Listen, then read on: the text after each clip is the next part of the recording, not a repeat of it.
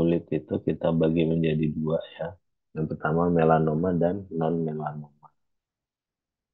Ya, pendahuluan keganasan kulit sering dijumpai di antara seluruh keganasan yang ada. Jadi memang banyak sekali kasusnya ya tumor kulit ini.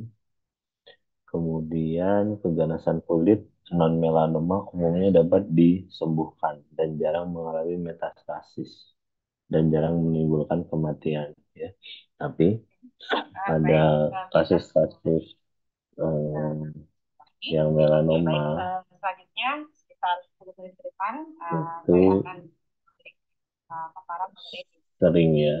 Karena topik webinar kita kali ini adalah terkait dengan keamanan pasien, keamanan dalam kita memberikan pelayanan kepada pasien.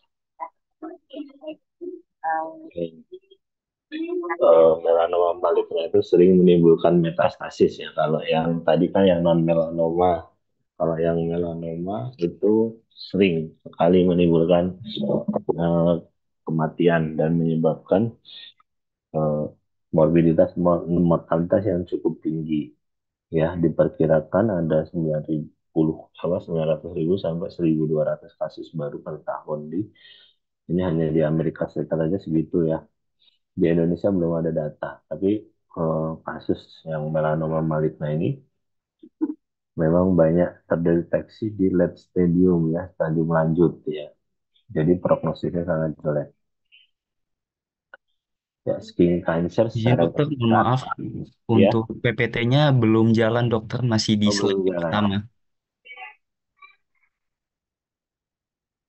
Saya ulang coba ya.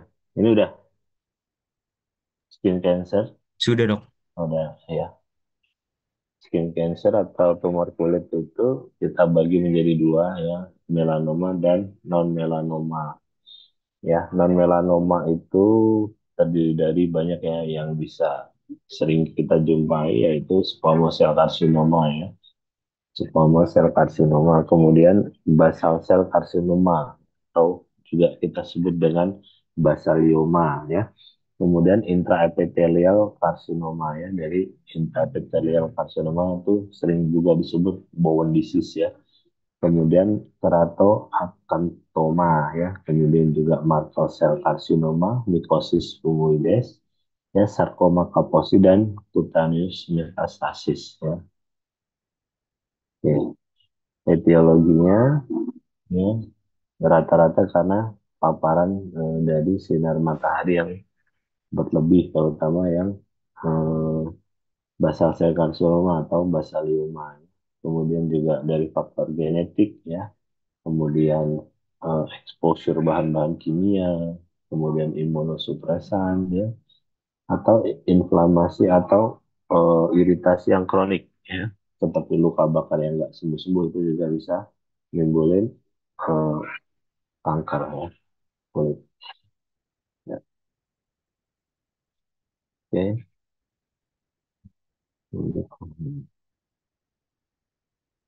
Risiko tinggi kanker kulit ya, yaitu tadi kita singgung paparan sinar matahari terutama sinar ultraviolet B ya. Kemudian dengan seiringnya pemanasan global kan ya lapisan ozon kita menipis itu juga mempengaruhi sinar matahari yang langsung ya.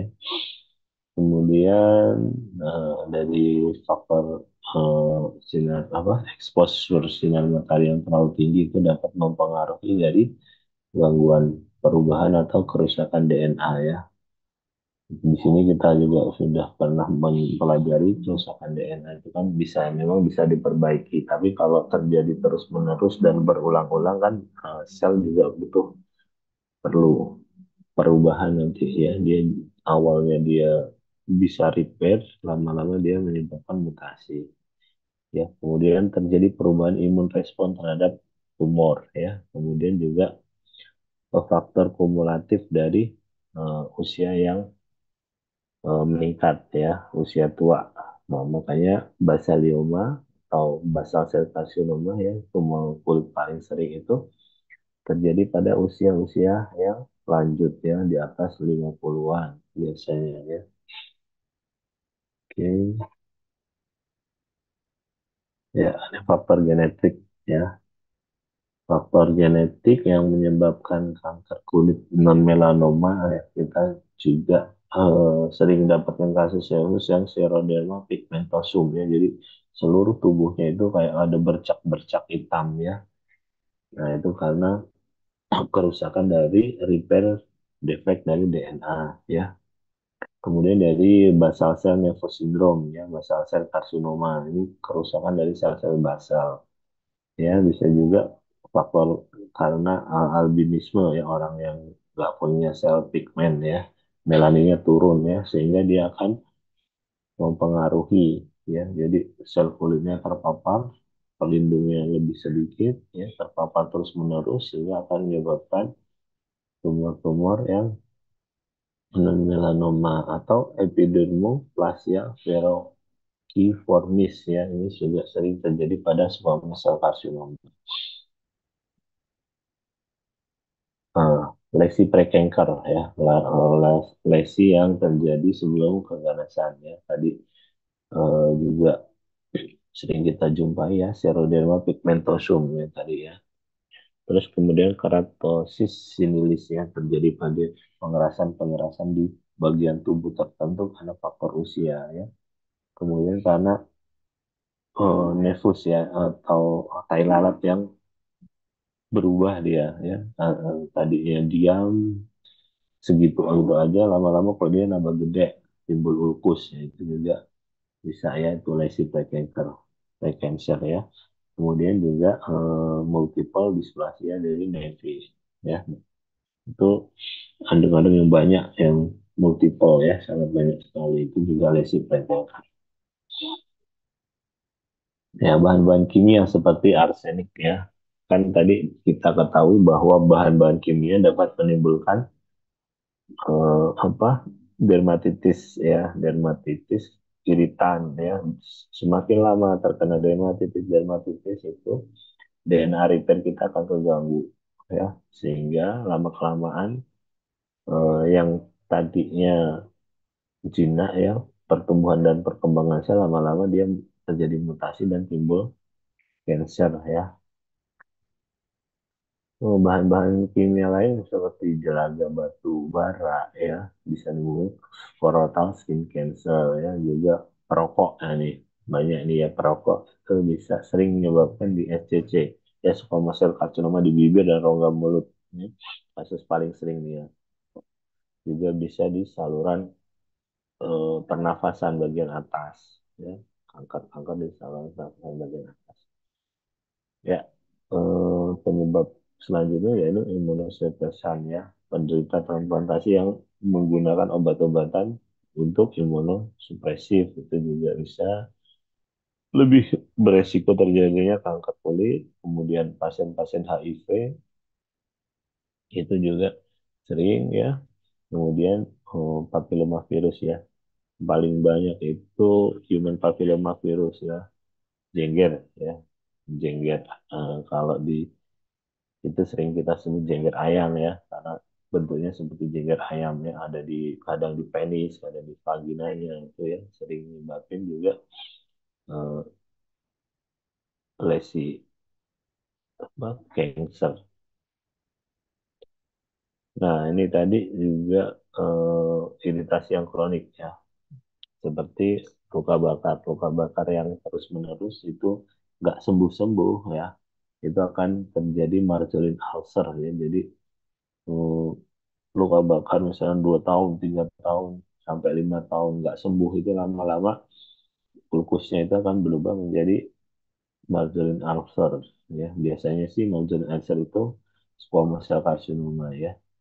Kemudian ulkus yang kronis misalnya fistula karena osteomyelitis kronis yang terus menerus ya, nggak sembuh-sembuh, itu juga bisa menyebabkan kanker ya. Sipilis ya, sipilis. Kemudian lupus ya, granulomatous, itu juga sering menyebabkan cancer ya. Kemudian kulit yang putih ya, itu juga sering nyebabin dari eh, cancer ya. Karena apa? Karena kulit pada orang-orang dengan kulit putih itu proteksi ya, apa sel melaninnya lebih sedikit ya. Makanya barriernya lebih sedikit. Jadi lebih riskan, lebih lebih riskan terjadi kanker kulit. Ya, kita bahas yang pertama, ini kanker kulit paling sering yang pertama ya, ini yang non melanoma ya, yaitu squamous cell carcinoma ya, atau kita sebut epidermoid carcinoma atau karsinoma planoseluler ya. Ini kanker kulit squamous cell adalah kanker kulit yang berasal dari sel keratosit epidermis ya. Jadi sel keratosit dermis.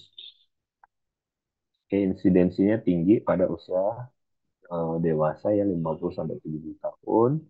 Paling sering pada kulit yang berwarna di daerah tropik ya, laki-laki lebih sering daripada wanita, dapat timbul dari tumor kulit normal atau dari lesi prekancer. Pada kulit putih diduga karena rangsangan sinar ultraviolet yang terlalu tinggi, kemudian karsinogen kimia ya, seperti tar, hoax, arsen, hidrokarbon, dan polisiklik ya. Pada kulit yang berwarna, predisposinya pada pasien-pasien yang trauma, yang mengalami luka kronis, serta jaringan-jaringan parut yang nggak sembuh-sembuh. Ya. Predileksinya pada kulit yang terpapar sinar matahari, ya. Kemudian pada kulit-kulit yang mengalami defek pada membran mukosanya, kemudian lokasi terbanyak pada orang kulit putih itu di daerah wajah dan ekstremitas. Kalau orang kulit hitam atau berwarna itu di ekstremitas bawah ya badan, pada bibir, pada dorsum manis. Ya.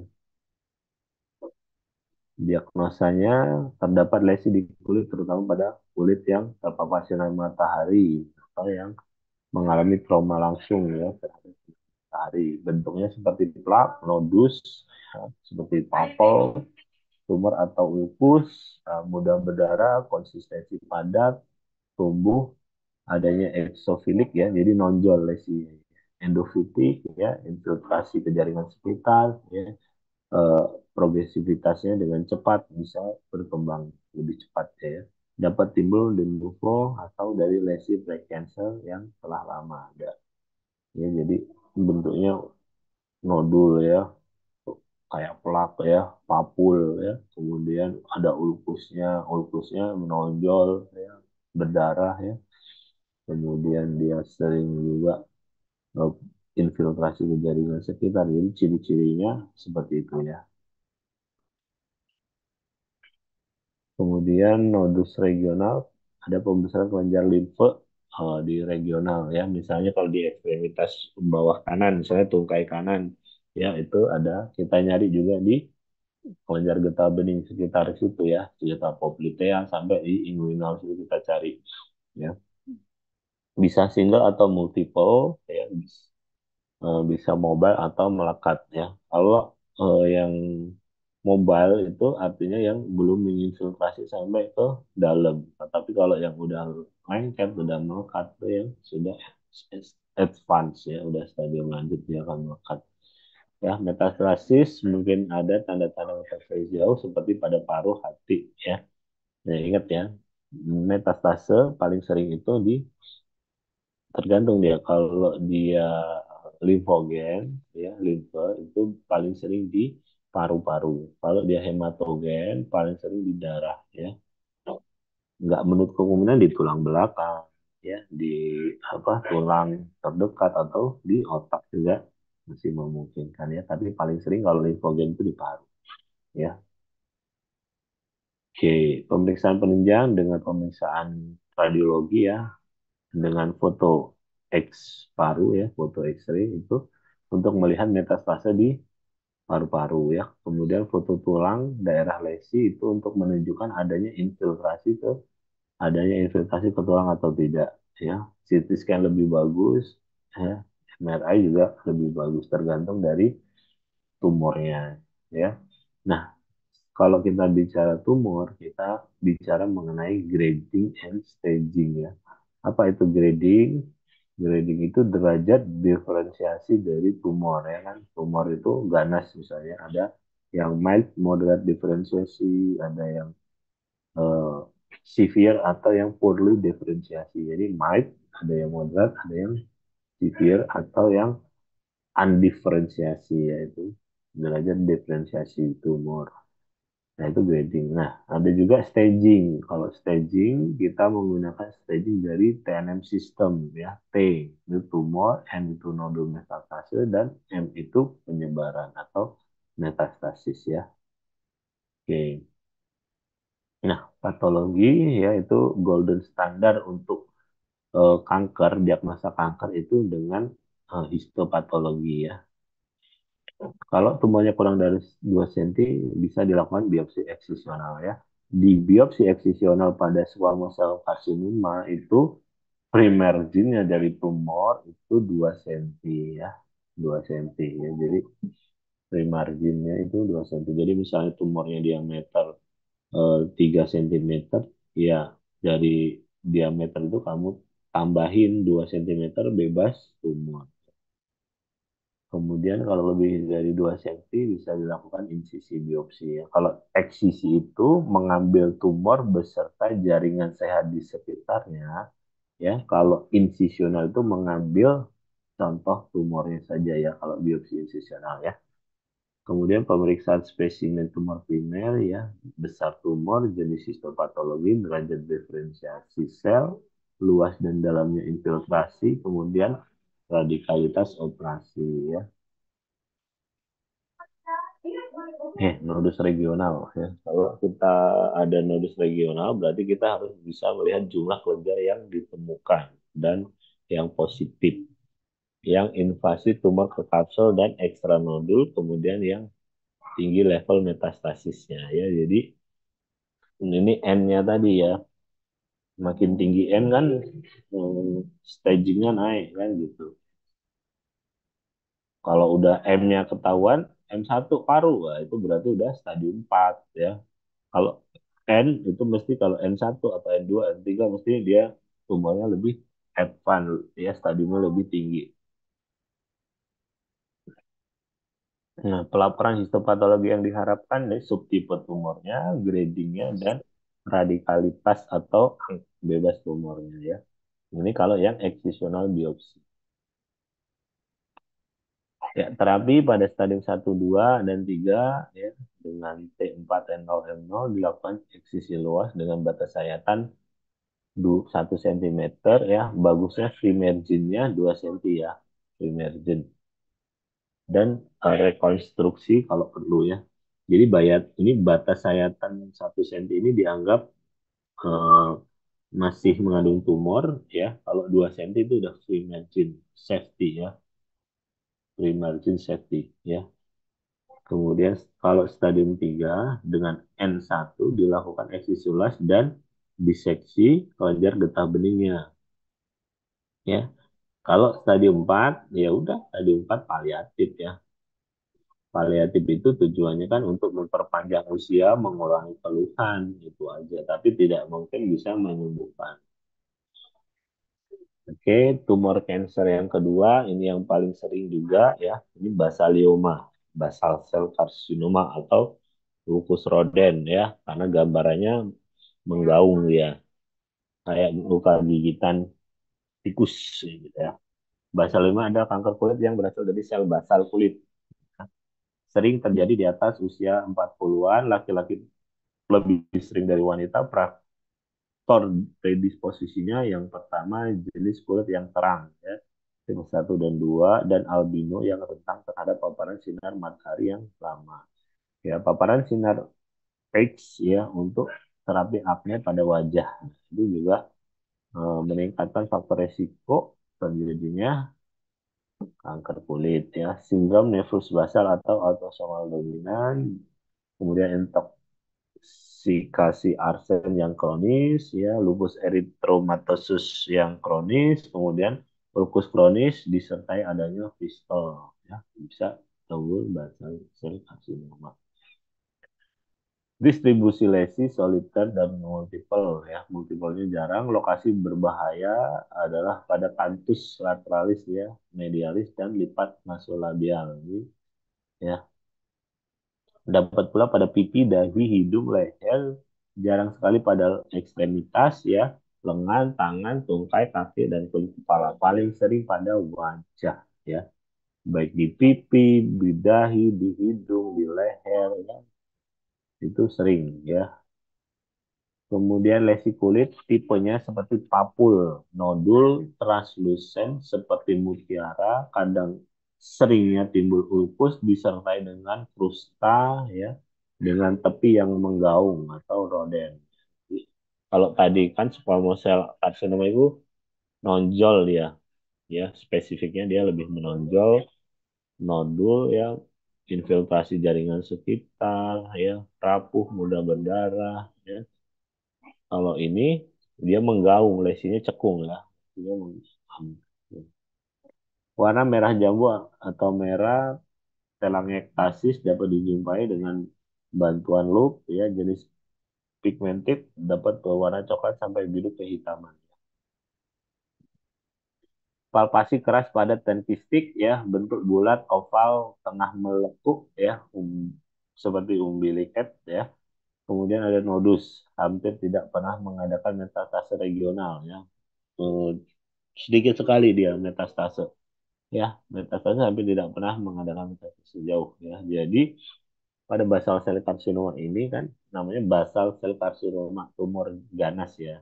Tapi disebut juga basalioma. Basalioma itu jinak loh. Kok bisa dok? Nah, ini khusus dia ya. Jadi tumor ini memang ganas ya. Memang ganas, tapi sifatnya ya, infiltrasinya minimal, penyebaran ke organ yang jauh minimal. Jadi sifatnya seperti jinak. Jadi tumor ganas yang sifatnya seperti jinak. Ini basalioma ya spesifiknya ya. Makanya bisa disebut basal cell carcinoma atau basalioma ya. Oke, varian klinis ada namanya jenis nodul yang ulceratif. Ini paling sering ya. Kemudian lesi mula-mula ada papul, kemudian atau nodul, diameter kurang dari 2 cm, pipi meninggi, permukaan mengkilat, sering ada telangiectasis, kadang dengan squamous halus dan kusta tipis. Warna seperti mutiara, kadang translucent keabu-abuan atau kekuningan, tumbuh lambat, bagian tengah timbul cekung, ulcerasi atau ulcus rodent. Ya, ini tipe ulceratif ya. Jadi yang menggaung itu, yang bernodul itu ya tepi-tepi luar, kalau dalamnya cekung ya. Jenis berpigmen ya, ini gambaran sama dengan nodul ulceratif, hanya berwarna coklat, hitam, bintik-bintik atau homogen. Ini yang tipe pigmen ya. Nodul ulceratif hanya berwarna coklat dan hitam, bintik-bintik, homogen ya. Kemudian jenis yang ketiga morphelai ya, atau fibrosing, agak jarang nih tipe ini ya, jenis morphelai. Ya, lesi bentuk plakat ya, warna kekuningan, tepi tidak jelas, kadang tepi meninggi, pada permukaan tampak beberapa folikel rambut dan cekung. Gambaran klinisnya seperti sikatrik ya, kadang tertutup kusta yang melekat erat dan jarang timbulnya ulcerasi.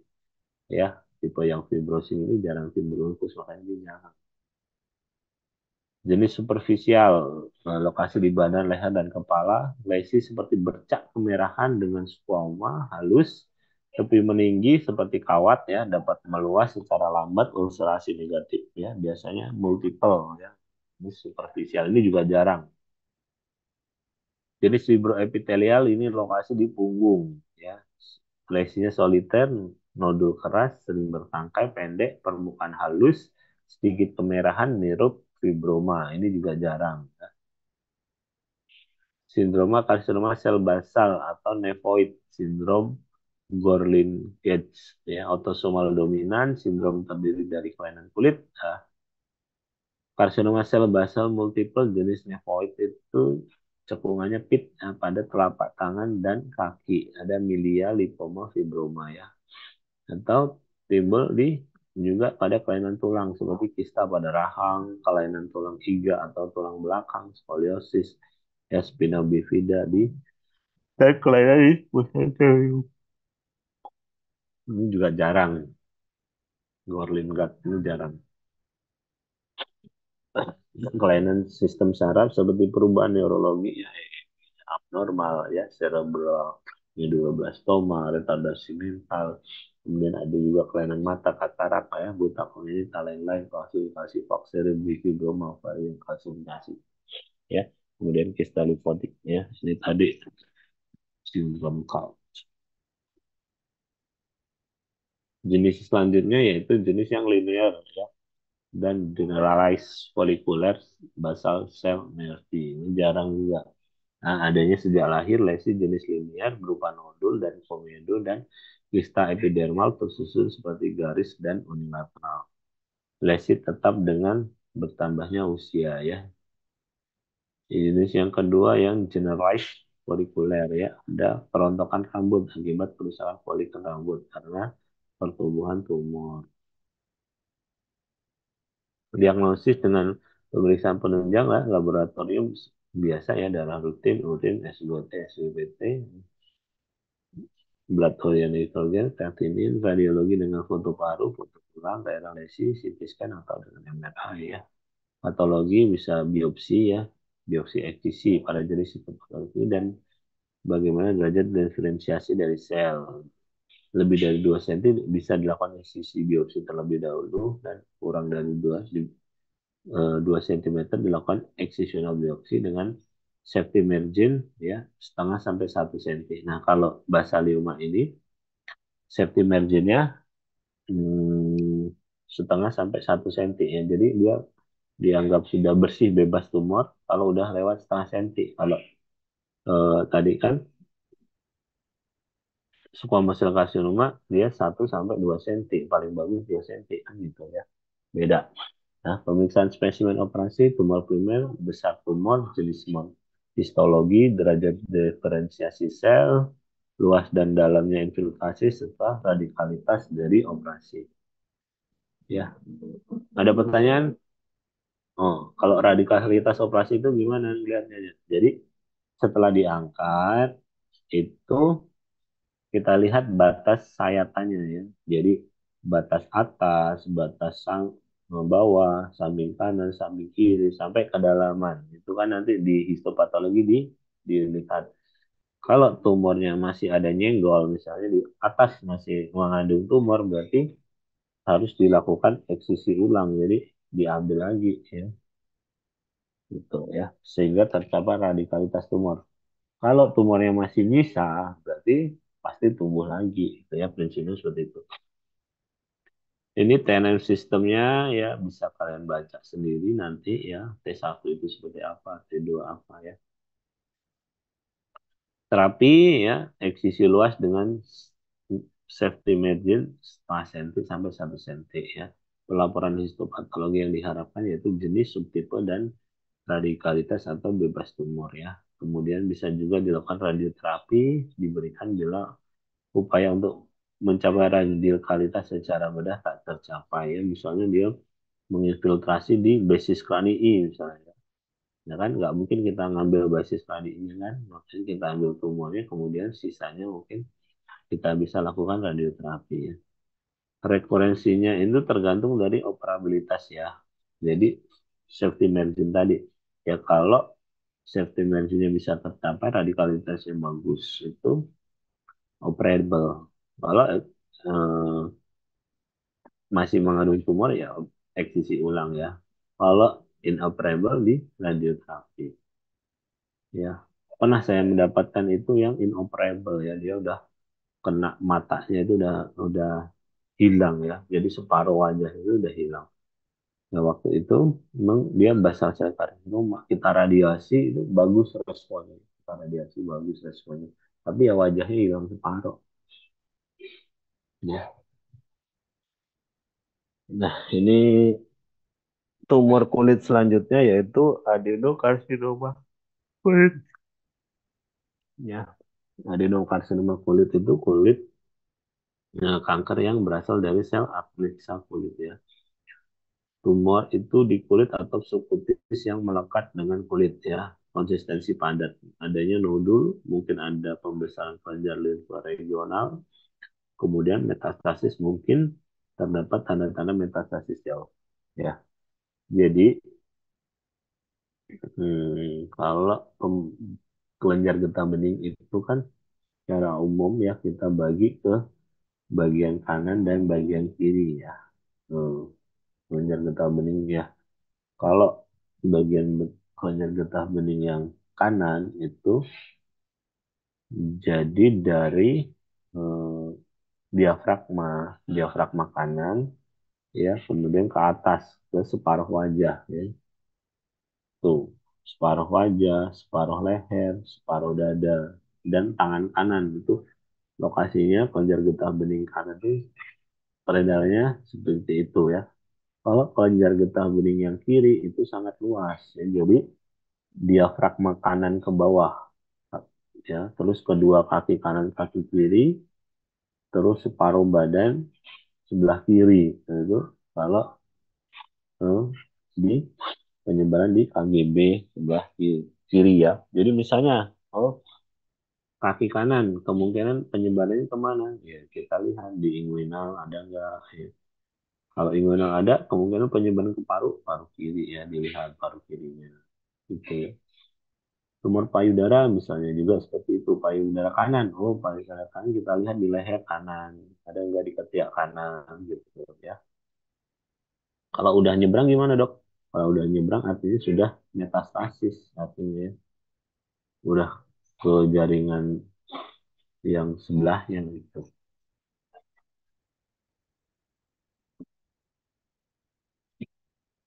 Ya, kanker Merkel ya berasal dari sel neuroendokrin kulit ya. Dermatofibrosarkom protuberans ya, tumor ya, ini di kulit tumbuh menonjol di atas kulit dengan kulit di atasnya berwarna kecoklatan seperti keloid. Konsistensinya padat keras, ada nodus ya, jarang terdapat pembesaran kelenjar limfa regional, metastasis mungkin ada atau ada tanda-tanda metastasis yang jauh. Lesi prekancernya actinic keratosis, keratoacanthoma, Bowen disease, erythroplasia de Quervain, Xeroderma pigmentosum. Ya, nah sekarang ini tadi kan yang tumor-tumor yang non melanoma. Ya, ini tumor yang melanoma. Melanoma ini wah ganas sekali ya, Dek, ya. Harapan hidupnya rendah dia. Melanoma maligna ialah kanker kulit yang berasal dari sel melanosit di kulit. 1 sampai 3% dari seluruh keganasan yang ada ya. 25 sampai 40% berasal dari nevus pigmentosum atau juvenile nevus, junctional nevus ya, atau Huntington melanotic Frankel ya, atau giant pigmented nevus ya, atau blue nevus ya. Pada semua usia, banyak pada usia pertengahan ya, 35 sampai 55 tahun, laki-laki sama dengan wanita, predisposisinya sangat ganas ya. Biasanya terjadi metastasis luas dalam waktu singkat melalui aliran limfe dan darah, alat-alat dalam. Seperti ya. Diagnosisnya keluhan andeng-andeng ya atau tai lalat yang cepat membesar, timbul progresif gatal, mudah berdarah dan timbul ulkus ya. Makanya kalau ada andeng-andeng cepat membesar, timbul progresif gatal, mudah berdarah ya, atau ada ulkus itu sebaiknya di eksisi saja ya. Ya, pemeriksaan fisik tumor di kulit berwarna kehitaman coklat, bentuk nodul, plak ya bisa disertai dengan luka. Lesi bersifat A, B, C, D, E ya. Kalau pemeriksaan A-nya apa? Asimetris. Kanan kiri asimetris enggak? Ya. Tepi ya, bordernya. Tepi teratur atau tidak teratur. Kemudian warna ya, warna kegelapan, diameter umumnya lebih dari 6 milimeter ya, adanya evolution ya, penonjolan ya, permukaan yang meninggi. Meninggi. Jenis-jenis dari melanoma maligna itu ada lentigo melanoma maligna atau LMM ya. Lesinya makula coklat seperti kehitaman, beberapa sentimeter, tepi irregular, pada permukaan dijumpai bercak-bercak warna gelap, ya, warna biru, tersebar tidak teratur, dapat meninggi, nodul biru, kehitaman, invasif, agak hiperkeratonik ya. Kemudian ada juga yang superficial spreading melanoma atau SSM ya. Lokasi pada wanita biasanya tungkai bawah, pada laki-laki di badan dan leher. Lesinya berbentuk plak akiformis berukuran 0,5 sampai 3 cm, tapi meninggi irregular, dapat mencapai 2 cm dalam 1 tahun. Nodul biru kehitaman pada permukaan terdapat campuran bermacam-macam warna seperti coklat, abu-abu, biru, hitam, sering kemerahan. Ada nodular maligna melanoma atau MMM ya. Lokasi laki-laki itu di punggung, dapat pada setiap lokasi. Lesi berupa nodul bentuk setengah bola atau dome shape atau polipoid dan eksofitik ya. Warna coklat kemerahan atau biru sampai kehitaman. Dapat mengalami ulcerasi, perdarahan, bisa timbul lesi satelit atau satelit nodul. Ada juga ALM, itu akran lentiginous melanoma ya. Lokasi letaknya di kaki, tumit, telapak tangan, dasar kuku ya, ibu jari tangan. Ya, nah ini yang ALM ini yang sering itu di kuku-kuku ini ya. Kadang ada di bawah kuku hitam gitu ya. Hati-hati ya kalau dia asimetris ya, batasnya tidak jelas itu hati-hati ya. Lesi makula warna bervariasi pada permukaan timbul papul, nodul, ulcerasi. Kadang-kadang lesi tidak mengandung pigmen. Ya. Pemeriksaan penunjang ya sama ya pemeriksaan laboratorium ya. Kemudian radiologi juga melihat penyebaran dari foto X-ray ya. Kalau penyebaran ke paru, kalau penyebaran ke liver itu pakai USG abdomen ya. Kalau penyebaran ke otak itu CT scan otak ya. Tuh. Sitologi bisa dilakukan dengan FNA atau fine needle aspirasi atau imprim sitologi ya atau patologi ya. Kalau yang sitologi itu kan yang diambil cairannya ya, cairan tumornya ya. Jadi cairan tumornya diambil, sitologinya diambil, nah dia kanker ganas atau kanker jinak. Kalau patologi ini golden standard yang lebih bagus ya karena dia ngelihatnya jaringannya ya. Kalau yang FNAB itu cairannya yang dilihat, kalau patologi itu selnya yang dilihat ya. Biopsi apa jenis histopatologi dan bagaimana derajat diferensiasi dari sel ya, grading sel kankernya ya. Kemudian pemeriksaan spesimen operasi tumor primer ya, besar tumor, jenis histologi, derajat diferensiasi sel, luas dalamnya, infiltrasi, dan radikalitas operasi. Ya, kalau nodus regional, jumlah kelenjar yang getah bening yang ditemukan dan yang positif invasi tumor ke kapsul atau yang ekstranodul tinggi level metastasisnya. Biopsi prinsip harus komplit dilakukan biopsi terbuka atau open biopsi ya oleh karena kebutuhan informasi mengenai kedalaman tumor. Biopsi tergantung pada anatomical site-nya ya, tergantung dari lokasi tumornya. Bila diameter lebih dari sentimeter, bila secara anatomi sulit, terutama di daerah wajah, dilakukan incisional biopsi terlebih dahulu. Ya, bilang kurang dari 2 sentimeter, dilakukan eksisi tumor dengan septum margin 1 sentimeter diagnosa untuk diagnosa dan terapi. Spesimen dikirim dengan mapping dan beri batas-batas sayatannya. Ini TNM sistem untuk melanoma ya. Nah, ini berdasarkan klasifikasi cohort ya, sesuai lapisan kulitnya. Ini kalau tadi kita pakai TNM sistem, kalau cohort beda lagi ya. Membagi menjadi tingkat 1, 2, 3, 4, 5 ya. Kalau tingkat 1, sel melanoma terletak di atas membran basalis epidermis. Jadi karsinoma in situ ya. Jadi masih di atas membrana basalis ya. Kemudian tingkat 2, invasi sel melanoma pada lapisan papilaris dermis ya. Jadi sudah ada infiltrasi ke papilaris dermisnya ya. Kemudian tingkat 3, invasi ke sel melanoma sampai dengan perbatasan antara lapisan papilaris dan lapisan lenticularis dermis. Ya, jadi lebih dalam lagi ke lapisan lenticularis dermis ya dia ya. Tingkat 4 itu sudah invasi sel melanoma sampai ke lenticularis dermis. Jadi lebih dalam lagi ya. Kalau tingkat 5 itu melanoma sampai jaringan subkutan. Jadi udah nembus kulit ya, sampai ke jaringan bawah kulit.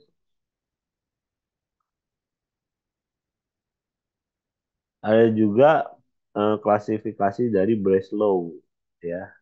Kalau klasifikasi dari Breslow mengenai melanoma itu ada dibagi tiga berdasarkan kedalaman. Kalau kedalamannya kurang dari 0,76 milimeter itu tipe satu golongan satu. Kalau yang kedalaman 0,76 sampai 1 apa 0,76 milimeter sampai 1,5 milimeter itu golongan 2. Kalau yang lebih dari 1,5 milimeter itu golongan 3. Terapi tindakan wet excision ya dengan safety margin ya lebih dari 1 cm ya.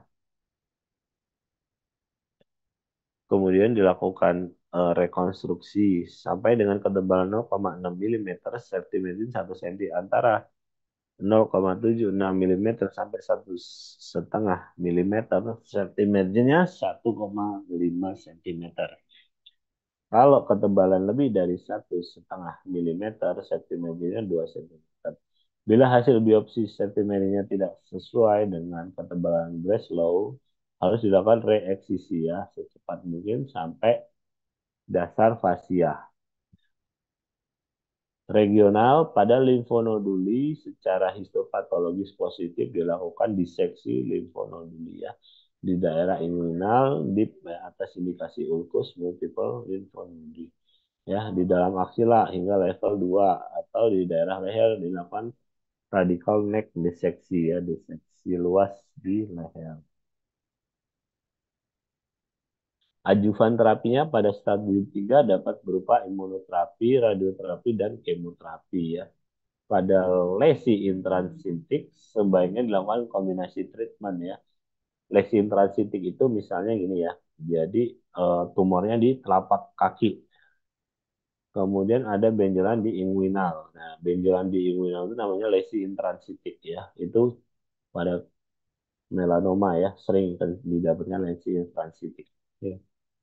Rekuren dilakukan reevaluasi lokal, eksisi ulang ya, regional bila sebelumnya belum dilakukan diseksi, lakukan diseksi dan ajuvan kemoterapi. Bila sudah pernah diseksi, lakukan radiasi langsung. Metastasis ya, kalau udah metastasis berarti paliatif terapi. Terima kasih. Ada yang mau ditanyakan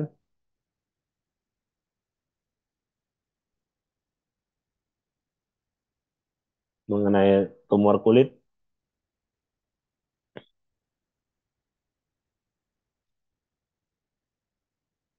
Izin bertanya, Dok. Mm-mm. Jadi tadi saya dengar dari apa yang udah dijelaskan oleh dokter mengenai metastasis. Tadi kan kalau metastasis ke limfe itu paling sering di paru-paru, Dok, metastasisnya. Itu kenapa ya, Dok? Apakah karena anatomis di toraks itu Nah, terdapat banyak? makanya ini ya apa? Tadi saya sempat singgung sedikit ya mengenai kelenjar getah bening kita ya. Tadi kan kalau kelenjar getah bening kiri kita itu separuh sini, separuh bawah, diafragma kanan kita ke bawah. Itu namanya ductus thoracicus mayor ya. Jadi yang kelenjar limfe sebelah kiri. Makanya penyebaran kelenjar getah bening kan, kelenjar getah bening kan seperti itu. Jadi banyak kan nanti masuk paru dia. Kalau yang hematogen itu kan ke vena, pembuluh darah vena ya. Vena itu muaranya di mana? Semua di liver ya. Jadi kalau yang hematogen kebanyakan penyebarannya ke liver. Tapi nggak menutup kemungkinan dia limfogen juga menyebar ke liver kalau dekat dengan lebih dekat dengan liver gitu ya. Ini kan kita bicara paling sering. Kan penyebaran kanker itu hematogen lewat darah, limfogen, dan perkontinuitatum ya. Ya, perkontinuitatum itu infiltrasi jaringan ke sekitarnya itu ya. Itu namanya perkontinuitatum ya. Hematogen lewat darah, limfogen. Ya. Ada lagi, setiap bicara tumor ganas, jangan lupa grading and staging ya. Grading itu derajat histopatologi dari tumor. Ya, jadi grade-nya tumor tadi grade 1, grade 2, grade 3 atau mild, moderate, poorly atau undiff ya. Jadi derajat tumor itu ganas, tapi ada ganasnya pertumbuhannya lambat, ada ganasnya pertumbuhannya sangat cepat. ada paling cepat ya, prognosisnya itu beda. Prognosisnya kalau yang sudah undif, yang sudah poorly diff itu pasti prognosisnya lebih jelek. Kemudian staging ya, stagingnya TNS system paling sering kita gunakan ya. Tapi kalau eh, melanoma itu ada klasifikasi-klasifikasi lain ya, misalnya Clark, Breslow tadi ya kita sebutkan ya. Karena apa? Karena tumor ini kecil ya, misal bisa aja dia titik andeng-andeng di telapak kaki kecil, tapi sudah nyebar gede di inguinal, lesi infrasitiknya gede di inguinal. Ya sering terjadi kasus itu. Udah ada penyebaran ke paru ya, terus ternyata ada melanoma maligna, itu sering ya. Ada lagi yang tanya? Izin bertanya dok. Ya, Oh, perkenalkan nama saya Hussein Haikal. Izin bertanya dok untuk melanoma maligna. Di dokter menjelaskan biopsi itu kan menjadi salah satu pemeriksaan atau screening dari melanoma maligna itu sendiri dok. Saya juga pernah baca dok kalau misalkan ada alat yang kayak dia hanya ditempelkan ke melanoma malignan itu dia langsung ke detect itu apakah benar melanoma malignan atau enggak. Kira-kira kedepannya itu bisa jadi golden standard atau ada pemeriksaan yang lebih lengkap lagi dok. tetap ya. Histopatologi itu merupakan golden standard histopatologi. Ya, histopatologi itu bisa sitologinya, bisa selnya ya, bisa sitologi itu cairannya ya. Sitologinya bisa kita lakukan fine needle aspirasi biopsi ya, atau bejah ya, biopsi jarum halus ya kalau sitologi. Kalau eh, histopatologi selnya kita harus ya namanya biopsi. Biopsi banyak caranya ya, eksisi biopsi, insisi biopsi ya, banyak sekarang itu ilmu tapi kalau ditempel oh melanoma itu bukan golden standard. Tetap kita harus melihat sel sel kankernya ya, tetap kita harus melihat di mikroskop itu sel jenis selnya ya. Baik, terima kasih dok. Hmm.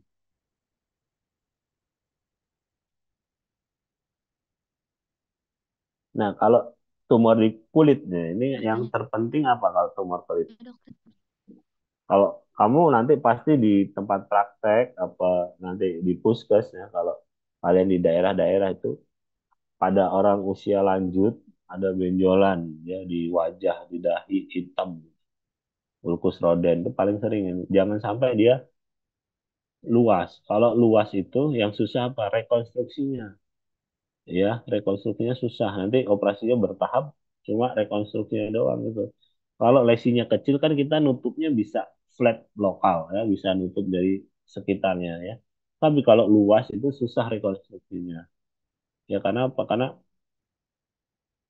sering ini ya, ya di tempat-tempat praktek itu ya kan nggak cuma dokter sih ya, perawat juga kan kadang praktek bidan juga praktek. Kadang ada luka ulkus gitu di wajah itu diobatin biasa tuh ya, dikasih obat ya inilah salep itulah ya, dijadikan eh, pasien rutin. Jadi nanti datang lagi rawat luka lagi, 2 hari lagi rawat luka lagi, 2 hari lagi. Jangan ya, kalian jangan sampai seperti itu. Ya karena apa? Karena yang datang ke kita itu rata-rata late stadium ya, jadi udah luas. Kemarin aja saya terakhir itu di sini. Ya, jadi saya harus ngambilin jaringan dari kepala, saya gundulin semua sini. Jadi flap ke sini. Jadi di dahinya ini ada rambutnya akhirnya. Ya, karena untuk nutup lesi yang luas ini di dahinya. Ini karena udah telat kan, udah telat, udah luas, rekonstruksinya kita susah. Mau ngambil mana coba?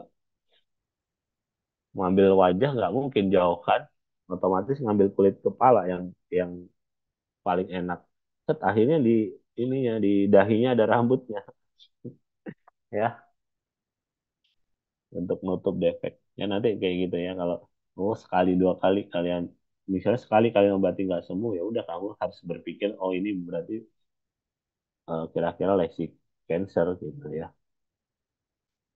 Sering tuh melanoma maligna ya.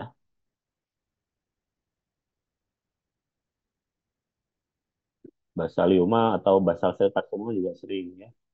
Terus apalagi yang squamous cell carcinoma ya, itu sering juga. Ada kasus kayak kemarin saya terakhir itu ulkus di kaki ya. Ulkus di kaki dari tahun 97. Jadi dia bekas bekas kecelakaan dari tahun 97 nggak sembuh-sembuh sampai sekarang, coba bayangin kan. Nah, baru datang ke kita udah berapa puluh tahun tuh. Nah, ini saya biopsi ternyata benar hasilnya squamous cell carcinoma. Karena ulkus yang kronis ini yang nggak sembuh-sembuh. Akhirnya kan tubuh itu kan punya sistem sendiri untuk memperbaiki sel yang rusak kan ya. Tapi lama-lama kan nggak bisa mengkompensasi ya. Akhirnya timbul mutasi ya. Mutasi lama-lama timbul lesi precancer, timbul cancer ya gitu. Oke, ada lagi? Cukup Izin bertanya, Dok. lanjut atau besok lagi? Ketuanya mana? Ini saya hanya menggantikan Dokter Bintang ya, karena beliau lagi sibuk ya. Kalau bulan Ramadan beliau sibuk, pengajiannya banyak. Ada lagi nggak? Ketua mana ketua? Izin bertanya, Dok. Ketuanya Pak Ketua apa Bu Ketua nih? Atau PJ, PJ Blok? Mau lanjut apa besok Izin lagi? untuk PJ-nya saya dok. Eh, Eh, Sepertinya lanjut aja dok. lanjut aja. Ya, lanjut aja ya. Oke, berarti kita bahas mengenai tumor jaringan ikat.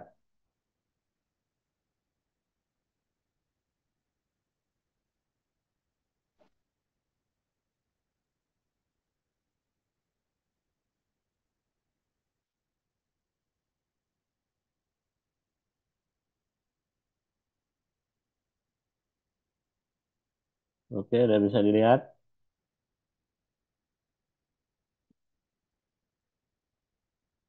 Udah ya? Sudah dok. Oke. Ya, kita mulai lagi ya. Kita bahas mengenai soft tissue tumor ya, tumor jaringan lunak ya. Tumor jaringan lunak itu ada apa dok? Nah, di bawah kulit ya, ada lemak ya, ada otot ya, ada tulang. Tulang itu juga jaringan mesenkim sebenarnya ya. Tapi spesifik ya, tulang itu nanti dibahas spesifik oleh dokter ortopedi. Ya, kalau kulit itu sebenarnya masuk jaringan lunak juga, cuma kan spesifik juga. Jadi dibahas di tumor kulit sendiri ya. Oke, pendahuluan ya, keganasan yang berasal dari jaringan mesenkim ya, jaringan soft tissue itu jaringan mesenkimal ya, dapat berupa Oke. jaringan ikat fibros, jaringan lemak, jaringan otot, pembuluh darah limfe, jaringan saraf perifer ya. Ini yang dibahas sampai ruang lingkupnya ini. Jadi kulit nggak masuk, tulang nggak masuk ya. Jadi Izin dok sekarang, untuk screen-nya masih belum jalan dok. oh katanya Ya, tadi masih udah, slide satu. ya tak share screen ulang lah.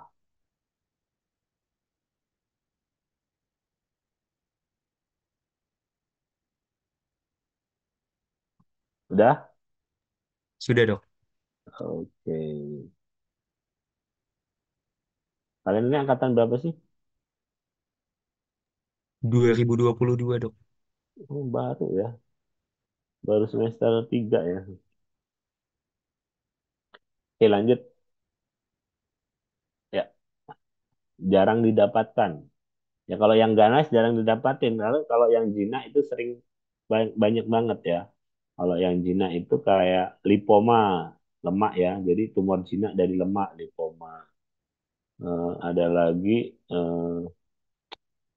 apa namanya? Yang jinak itu ganglion ya, di persendian-persendian. Itu juga kista di antara lapisan tendok dengan tulang itu kista ganglion itu sering banget ya. Terus sebasea kis ya, kista sebasea itu juga sering ya. Banyak sekali kalau yang jinak-jinak itu yang makan. Kalau yang ganas itu jarang sekali sebenarnya ya. 1% dari seluruh keganasan pada orang dewasa dan 7% dari keganasan anak-anak. Di Amerika kasusnya 8.100 kasus per tahun, jadi sedikit cuman ya. Di Indonesia belum ada data pasti. Di Indonesia ini datanya nggak bagus ya.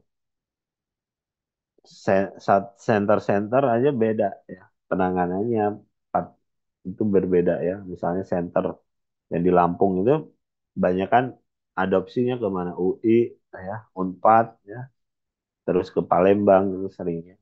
Senternya beda. Nanti dari UI lulusannya pengobatannya gini, dari UI beda lagi, dari Unpad beda lagi. Itu ya kelemahan di Indonesia ya. Oke, belum jelas penyebabnya diperkirakan terada hubungan dengan faktor genetik ya, familial disease syndrome. Ya, misalnya familial polyposis adenoma ya, hereditary atau or bilateral retinoblastoma. Ya, bisa juga neurofibromatosis tipe 1 atau Leoframini syndrome ya.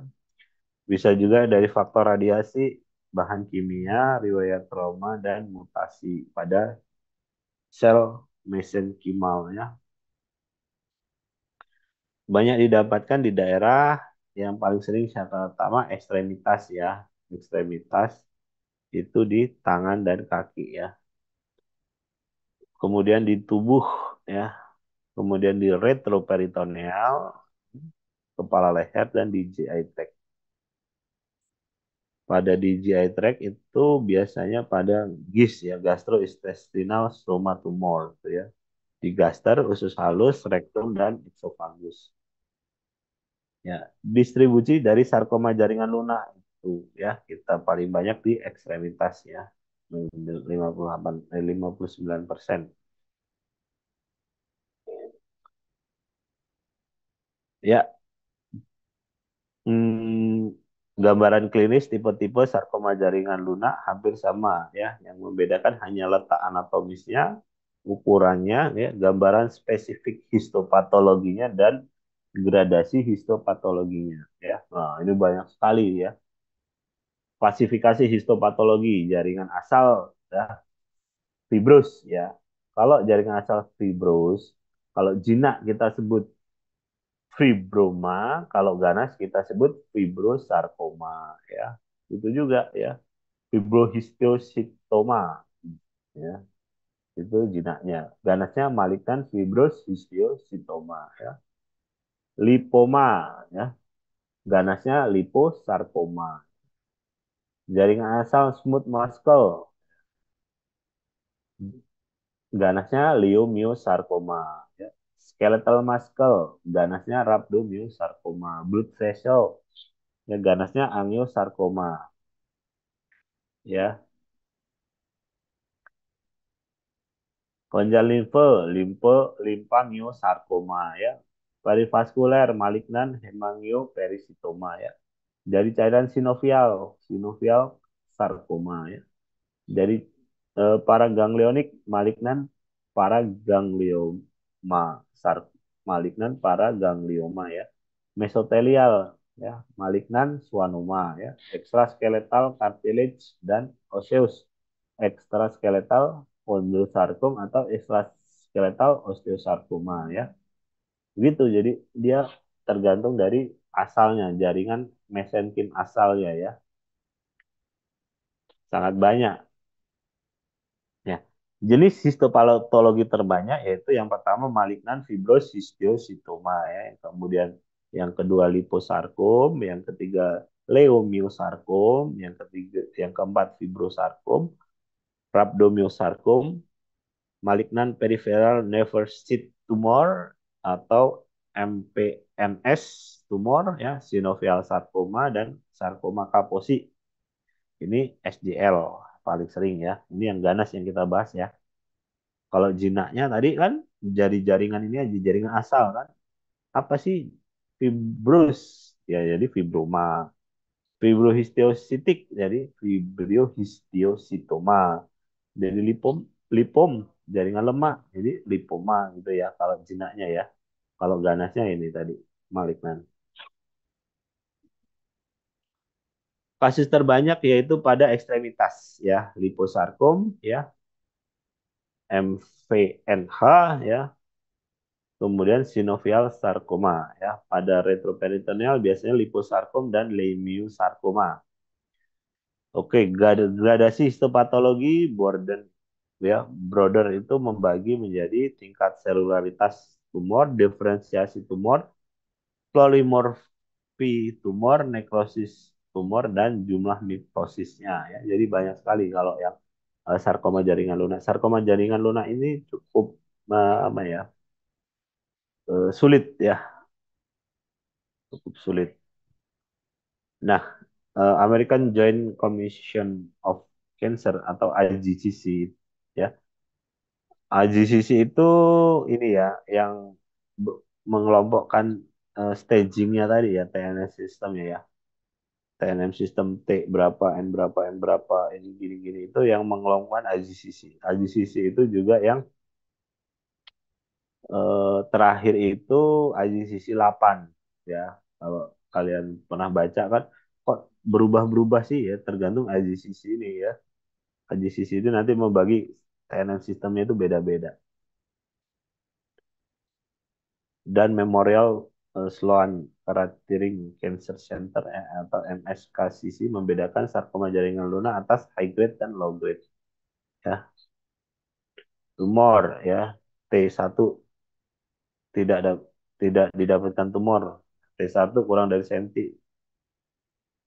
Ini AJCC 7 ya, tapi sekarang udah keluar AJCC 8 sebenarnya. Jadi ini udah nggak masuk lagi udah ya.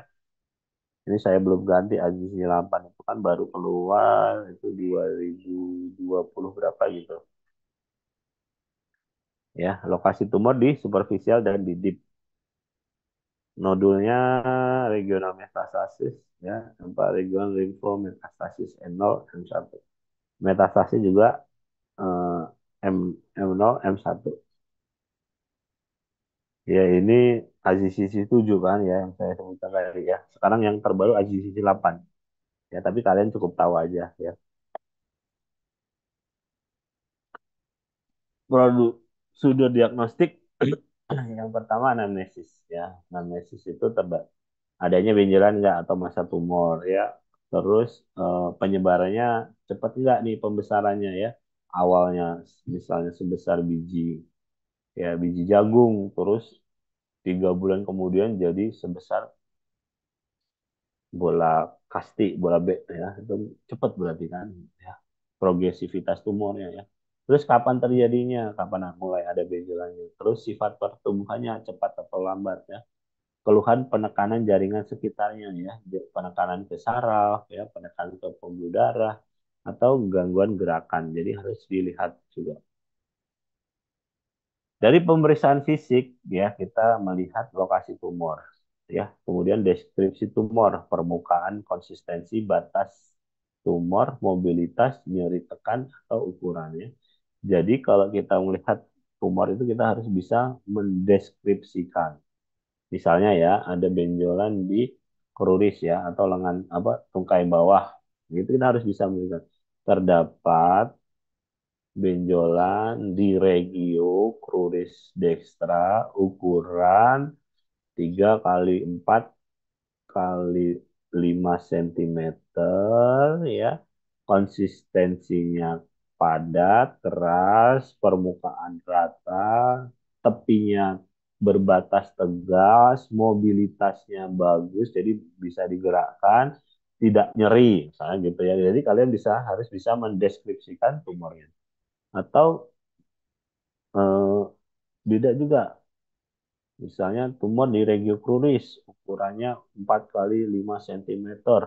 Permukaannya berdungkul-dungkul, konsistensinya lunak, batasnya tidak tegas atau menginfiltrasi jaringan sekitar, mobilitasnya terbatas atau lengket dengan jaringan sekitar. terdapat nyeri. Nah, itu kan ciri-ciri yang ganas misalnya ya, kayak gitu. KGB regional, teraba atau tidaknya ya. Ada lesi transit nggak metastasis ya. Jadi kelenjar getah benihnya ya. Tanda-tanda penekanan tumor dan metastasis ya, fungsi motorik dan sensoriknya harus dilihat. Tanda-tanda bendungan ke pembuluh juga harus dilihat. Kemudian tanda-tanda kelainan paru dan tulang dan hati ini kalau ada metastasisnya ya. Pemeriksaan penunjang CT scan, MRI, foto torak, biopsi ya. Jadi gini, kalau kita melihat tumor yang kelihatan atau yang superficial, pemeriksaan fisik kita itu sensitivitasnya lebih rendah daripada USG ya. USG lebih rendah dari CT scan ya. CT scan kalau jaringan sarkoma jaringan lunak itu lebih rendah dari MRI. Jadi yang paling tepat itu MRI. Ya kalau yang soft tissue ya jaringan lunak ya.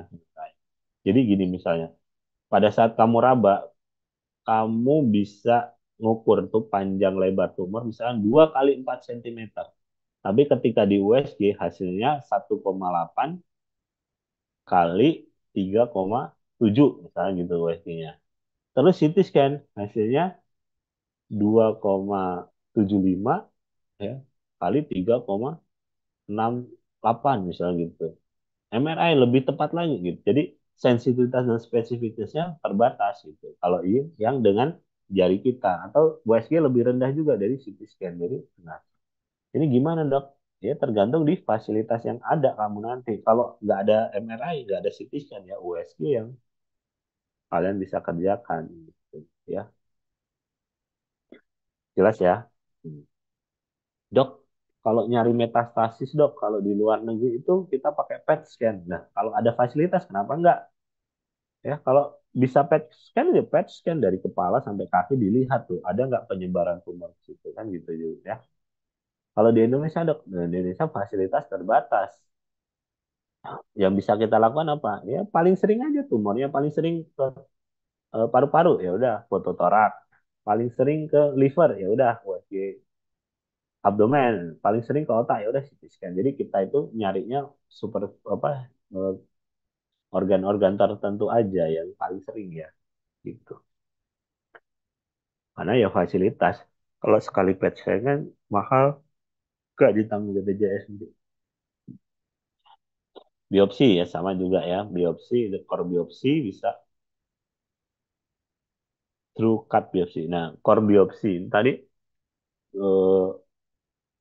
kan kalau biopsi itu yang kamu sebutkan tadi ditempelin, tempelin gimana ya?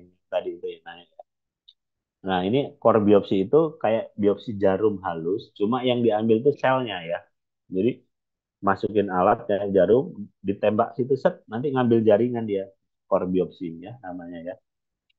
Dia ngambil contoh tumornya, ngambil selnya dia. Kalau sitologi kan cairannya ya. Kalau biopsi, core biopsi itu diambil apa, jaringannya ya. Atau biopsi terbuka. Ya, bisa insisional, bisa eksisional biopsi. Kalau insisional lebih dari 3 cm, eksisional kurang dari 3 cm biasanya ya. Terapi ketika diagnosis sudah harus ditegakkan sebelum dilakukan terapi ya. Diagnosis tadi dari diagnosa histopatologi ya, misalnya tadi fibrosarcoma regiocruris dextra. T-nya berapa, M-nya berapa, M-nya berapa. Jadi dia nanti stadium berapa ya. Kemudian harus ditentukan kurabilitas dan resektabilitas. Bisa keambil nggak dia, resectable nggak dia. Ya. Modalitas utama pada sarkoma jaringan lunak yaitu operasi ya.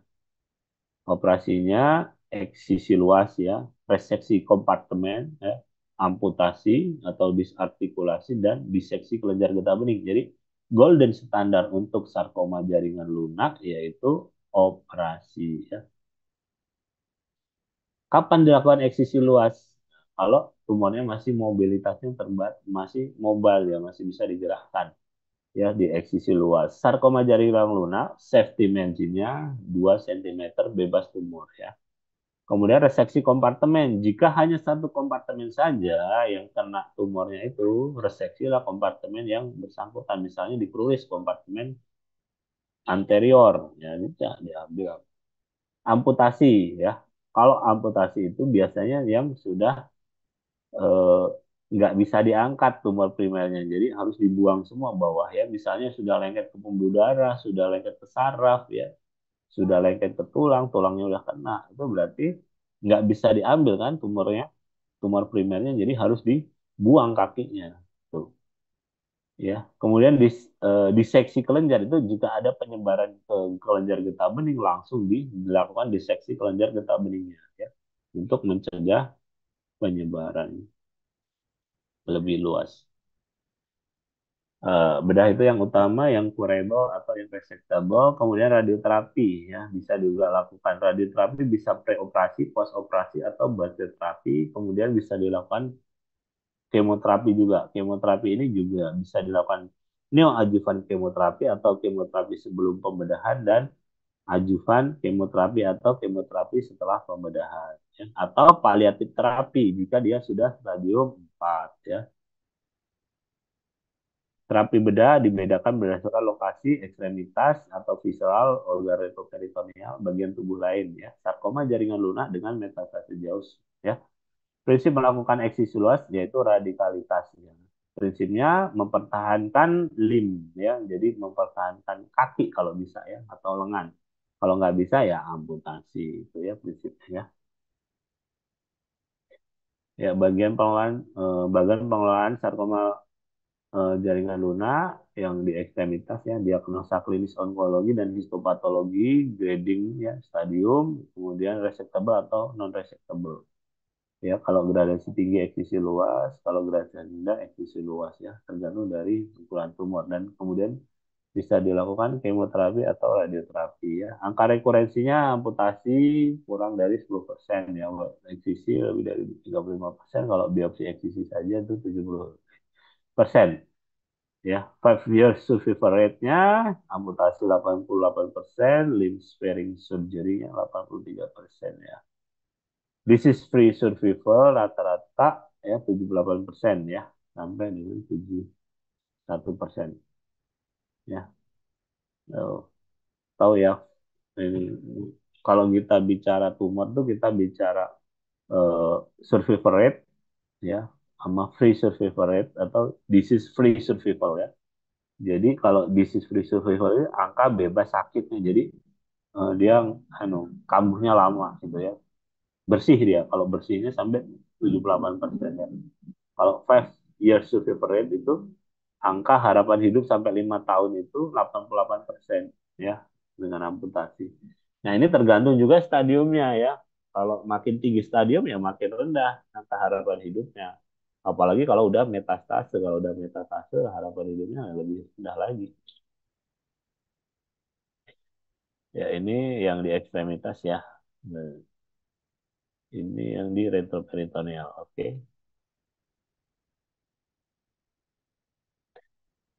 Nah, radioterapi preoperasi ini pentingnya radioterapi penyinaran ya, high grade ya, localized advanced dan low grade yang rekuren. Itu indikasi untuk dilakukan radioterapi.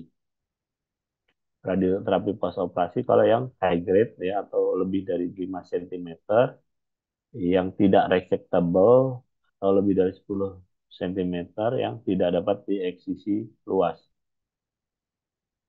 Radioterapi bisa diberikan 4-8 minggu setelah operasi dibandingkan dengan yang diberikan mendekati 4 bulan. Angka eh, lokal kontrolnya 88% ya. Radioterapi ini ya, kalian nggak perlu lah. Cukup tahu ya ada radioterapi.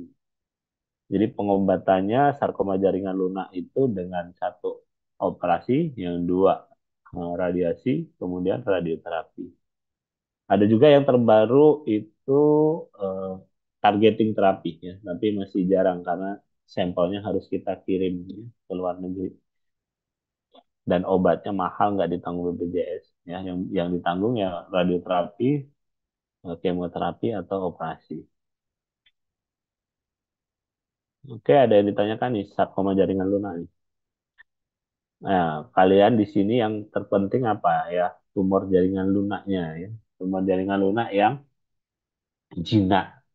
Yang jinak ini nanti makanan kalian nih. Kalau kalian praktek ya, misalnya ada eh, papiloma kulit ya, kayak kutil itu. Nah, kutilnya agak besar tuh. Kalian kan nanti bisa melakukan, oh ini harus dieksisi. Nah, ganglion. Ganglion juga kalian kompetensi kalian ya. Kecuali ganglion-ganglion yang udah besar, yang udah di persenian yang sulit ya. Terus juga lipom lemak ya, tumor lemak, tumor jaringan lemak ya. Itu kalau bisa kalian bisa tuh. Terus klavus ya, klavus itu mata ikan ya, pernah dengar ya, klavus. Ya kalian harus bisa tuh eksisi klavus tuh kan. Kalau kalian eksisi klavus lumayan tuh ya. Tindakan-tindakan bedah minor itu yang penting di kalian tahu ya. Terus apa lagi? Ya kalau tekniknya kan di CSL kemarin kan ya saya masuk kelas kalian kan ya. Nanti di CSL itu kan bisa kalian lakukan eksisi, gimana sih cara eksisi lipom, gimana sih cara eksisi eh, klavus atau mata ikan ya. Oke, di ini sarkoma jaringan lunak atau soft tissue tumor ada yang ditanyakan. Regina, ada mau tanya nggak Regina? Meva, Justin, namanya keren-keren ya. Sabrina, Husain, oh, ada nggak? Gasela, Gina, Rizal, ada nggak Jal? Yang mau ditanyain nggak?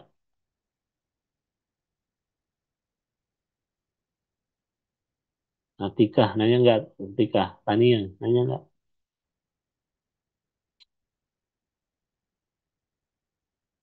Joyce Selma, Teofani, Joyce,